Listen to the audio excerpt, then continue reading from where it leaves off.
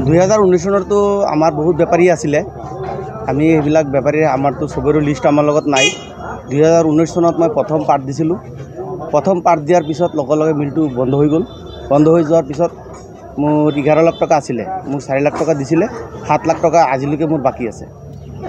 MD কোন আছিল MD আমাৰ এই গুণমণি গগৈ ডাঙৰী আছিলে এতিয়াও তেখেতেই আছে তেখেতৰ নেতৃত্বতে মিলটো চলি আছে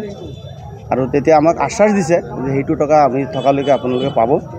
আপুনি এইটো পইচা মাৰ নাযায় আমাৰ গভৰ্ণমেণ্টৰ এটা টকা আহিবলগীয়া আছে সেই পইচাটো যেতিয়া আহিব আপোনালোকৰ টকাটো আপোনালোকে পাই যাব সেইখিনি কিমানমান টকা হ'ব তেতিয়া আমি জনামতে অনুমানিক 8 কোটি টকা বুলি হ'ব আৰু ইয়াৰ ভিতৰত আমাৰ গুণমণি গগৈ ছাৰে অলপ টকা মানুহক দিছেও এতিয়াও ধৰক 4-5 কোটি টকা অনুমানিক হ'ব লাগে কাৰ কিমান আছে ইমান মই নাজানো আৰু মোৰ 7 লাখ টকা আছে অলৰেডি কথাটো হ'ল আমাৰ মিলৰ যি দুৰৱস্থা হৈছে আমি ধৰক পাট বেপাৰীবিলাকে আমি বেপাৰীৰ পৰাতো আমি নিজৰ ইমান কেপিটেল নাই লোকৰ পৰা আমি পাটটো কিনি লৈ যাওঁ সৰু সুৰা বেপাৰী আছে তেওঁলোকৰ পৰা কিনি লৈ যাওঁ কিনি নি পেলাই আমাক কৈছে 20 পৰা 25 দিনত আপোনালোকৰ পেমেণ্টটো কৰি দিম আপোনালোকে আমাক পাট দিয়ক আমি সব বেপাৰী আমি পাট দিলোঁ পাট দি পেলাই তেওঁলোকৰ মিলৰ যিমান গোডাউন আছিলে গোডাউনবিলাক আমি পুৰা ভৰ্তি কৰাই দিছোঁ মিলৰ গোডাউন আছিলে এইটো ভৰ্তি কৰাই দিছোঁ বালিৰামত এটা গোডাউন আছিলে সেইটো আমি পুৰা ভৰ্তি কৰাই দিছোঁ আগষ্টত ছেপ্টেম্বৰ মাহত আৰু আপোনাৰ অক্টোবৰ মাহত আমি গোটেই পাট দি ভৰাই দিছোঁ পিছত এইখিনি পাট দি পেলাই তেওঁলোকে বস্তা বনাই অসম চৰকাৰৰ লগত বস্তা বিক্ৰী কৰাৰ পিছত আমাক টকা আহিলে আমাক টকাটো দিব 2টা কিস্তি আগতে আমাক দিছে দিয়াৰ পিছত আমাৰ আৰু পাবলগীয়া বহুত ধন আছে সেই টকাখিনি আজিলৈকে আমাক দিয়া নাই আজি 2 মাহ 2.5 মাহ হৈ গ'ল পাৰ হৈ গ'ল আমাক আজি দিব টকা কালি দিব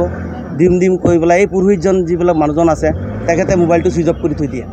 ফোন কৰিলে ফোন ৰিচিভ নকৰে পিছত এই হাৰধন চক্ৰৱৰ্তীৰ ল'ৰাটো তাৰ পইচাৰ অভাৱৰ কাৰণে কাৰোবাৰ পৰা এই বাকী লৈ গ'ল তাৰ ঘৰত আহি পেলাই অত্যাচাৰ মাৰিব ধৰিছে তাক সি তাৰ মানে চিন্তাত তাত গৈ পেলাই সি পয়জন খাই দিলে মিলত আত্মহত্যাৰ এটা বাছি লৈছিলে তাৰ ভাগ্য ভাল আমি কামনা কৰোঁ সি বাচি থাকক এতিয়া চিকিৎসাধীন হৈ আছে তেজপুৰ টাইমছ হস্পিটেলত তাকে ভগৱানে ভাল কৰক এইটোৱে আমাৰ কামনা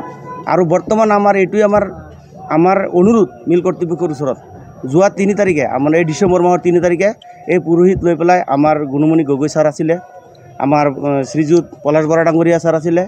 আৰু আপোনাৰ দেৱেন কোঁৱৰ বোৰ্ডৰ মেম্বাৰ তেখেত আছিলে আৰু জগৰাম নাথ আছিলে তেখেত আছিলে আৰু মিলৰ দুজন আপোনাৰ মেনেজাৰ আছিলে যিজন বিমল শৰ্মা ডাঙৰীয়া আৰু আপোনাৰ বাহাৰুল ইছলাম ডাঙৰীয়া আছিলে তেওঁলোকে আমাক একটা আশ্বাস দিছে যে আজি আপোনালোকে 30% টকা লৈ যাওক সিদিন 30% টকা আমাক কোনে অলপ মানুহে পাইছে ধৰক 50% মানুহে 30% পাইছে আৰু 50% মানুহে সেই 30% পইচাটো পোৱা নাই আমাৰ দাবী আছিলে ইয়াৰ আগতে আমাৰ পুৰোহিতে 1 তাৰিখত কৈছিলে সেইটো আপোনাৰ মিডিয়াৰ আগতে কৈছিলে যে আমি 70% লৈকে रुपया तुम लोग को दे देगा তেনেকৈ এটা কথা কৈছিলে কিন্তু আমাক 70%ৰ পিছত কৈছে 3 তাৰিখে ক'লে যে নহয় 70%টো নহ'ব আজি আপোনালোকে 30% লওক আৰু 15 পৰা 20 দিনৰ ভিতৰত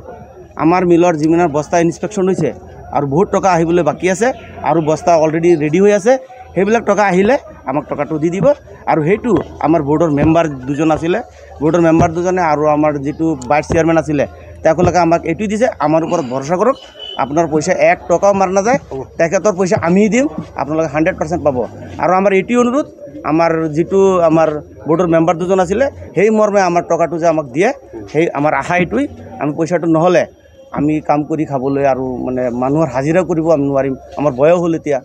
আমি লোকৰ পৰা কেৰালাত কাম কৰি কোনোবাই পইচা আনিছে আনি পেলাই পইচা যোগাৰ কৰিছে সেইটো পইচা দি পেলাই পাট কিনি মিলত দিছে মিলটো চলি থাকিছিলে মিলটো চলি থাকিব লাগে আমিও চলি থাকিব লাগে মিলৰ ভৱিষ্যত আমি কামনা কৰোঁ আৰু এই পইচাটো পালে আমি মিলত আকৌ নতুনকৈ পাট দি থাকিম মিলটো জীয়াই ৰাখিবলৈ এইটো আমাৰ ঐতিহ্যমণ্ডিত মিল হয় এইটো কলিয়াবৰৰ ভিতৰত আৰু হোমৰ ভিতৰত এইটো আমাৰ গৌৰৱটো জীয়াই থাকিব লাগে আমি গোটেই অসমবাসীক আবেদন কৰোঁ আমাৰ মন্ত্ৰী মহোদয় আছে আমাৰ কেশৱ মহন্ত ডাঙৰীয়া আছে তেখেতে যাতে আমাৰ এইফালে চাই পেলাই আমাৰ ফালে চাই আৰু চবকে যাতে উচিত ন্যায় দিয়ে আমাৰ এইটোৱে আমাৰ আশা এইখিনি আমাৰ আবদাৰ